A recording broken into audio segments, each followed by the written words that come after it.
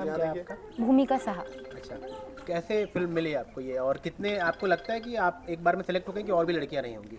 जय जोहार फिल्म में आने से पहले मैं कथक डांसर के तौर पर परफॉर्म करती थी, कथक और फोक डांस, और उसी में से मैं यूट्यूब के वीडियोस बनाती थी। उसी में से एक यूट्यूब वीडियो से सर ने, अविनाश सर ने और झा सर ने मुझे सेलेक्ट किया था। क्या करती हैं आप? मैं अभी पेशे से फिज़िक्स लेक्चरार हूँ और साथ ही साथ तरंग डांस अकेडमी की संचालिका हूँ। अच्छा, पेरेंट्स क्या करते हैं आपके? पेरेंट्स, मम्मी टीचर है, पापा का डेली नीड्स का शॉप है।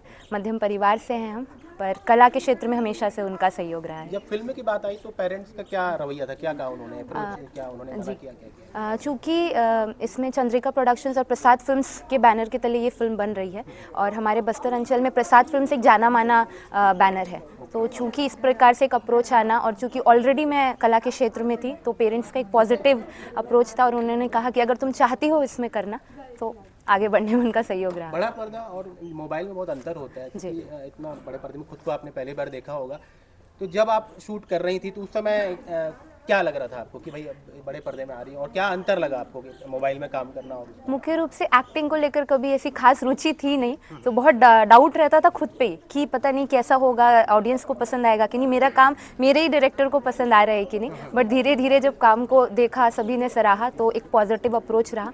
और अंतर तो डेफिनेटली रहता है, क्योंकि जब हम मोबाइल पे काम करते हैं तो छोटा एक्ट रहता है, बट एक फिल्म के एस्पेक्ट से करना, बिग कैमरा में आप काम करना, तो अंतर उसमें हल्का अंतर रहता है। मंझे हुए अभिनेता भी टेक पे टेक लेते हैं, आपने कितना टेक लिया होगा? सबसे ज़्यादा टेक कोई सा है आपका? अब वो मेरे डायरेक्टर सर बता पाएंगे कि मैंने कितने टेक लिए।